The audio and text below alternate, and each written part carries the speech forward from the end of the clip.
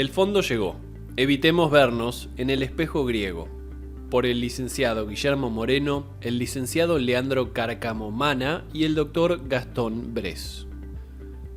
Varios años de recesión con fuertes desequilibrios fiscal y externo, el impacto de la pandemia y la carencia de un plan económico propio son hoy la antesala de un ajuste fiscal dirigido directamente a los ingresos populares, los sueldos, salarios, jubilaciones y pensiones contributivas y no contributivas, que impactará en el conjunto del aparato productivo.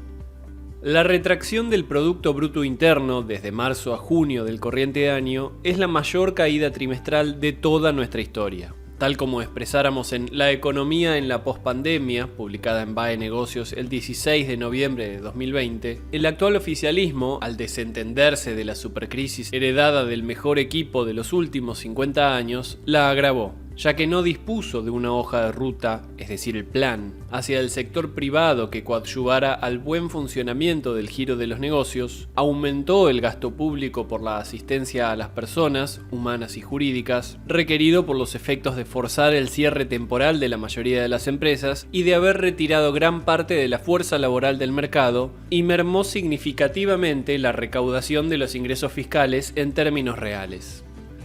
Los efectos producidos por las causas señaladas previamente han desprovisto al sector público de los fondos propios necesarios para cumplimentar sus gastos operativos y no corrientes, debiendo recurrir a terceras fuentes y alcanzando así un déficit fiscal total del 15% del PBI. Los ingresos fiscales de octubre, un oxímoron, parecen que suben, pero bajan. La mayor proporción de los recursos percibidos por el Tesoro Nacional están en función del nivel de actividad del país. En este marco analizamos especialmente la recaudación de octubre de 2020, ya que algunos analistas destacaron la aparente recuperación que se habría manifestado en la economía. El cuadro adjunto muestra de manera agregada los recursos tributarios totales recaudados por la Administración Federal de Ingresos Públicos, permitiendo su comparación con el mismo periodo del año pasado. Para su confección, se presenta lo recaudado en octubre de 2019 ajustado por índices ad hoc, siendo este resultado comparado con lo efectivamente percibido en octubre de 2020.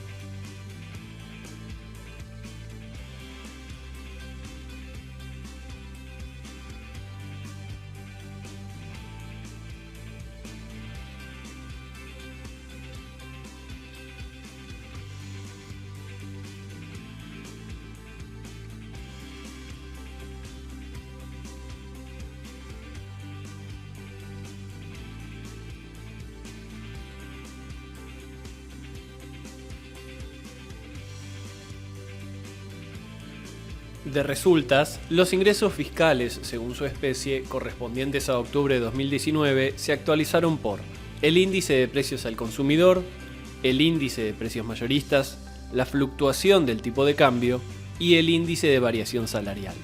El valor teórico de la recaudación, comparado con lo efectivamente ingresado, se aproxima a la performance de la economía. Comparando vis a vis las variaciones anuales de algunos impuestos, concluimos que en el impuesto a las ganancias existe una ilusoria recuperación debido a que la gestión Cambiemos, para mejorar su caudal electoral, subió el mínimo no imponible y lo acompañó con una devolución del exceso de lo recaudado en el transcurso del año, disminuyendo considerablemente la base del cálculo.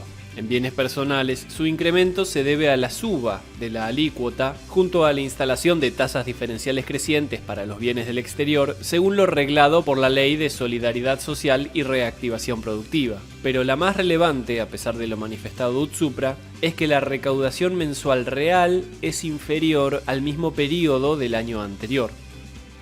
La caja de Pandora, déficit fiscal y emisión. Como ya mencionamos, la asistencia a las personas, humanas y jurídicas, como consecuencia de la pandemia, implicó el incremento del gasto público en un monto equivalente al 3,8% del Producto Bruto Interno. Ello aumentó el desequilibrio fiscal, que fue financiado en parte mediante el giro de adelantos transitorios y utilidades del Banco Central de la República Argentina al Tesoro. Esta emisión de dinero ha generado una oferta monetaria superior a la demandada por las personas, desajustando el sistema económico, gestándose una imagen negativa del sector público contraproducente para la armonía que debe reinar al interior de la comunidad en un proceso de desarrollo económico.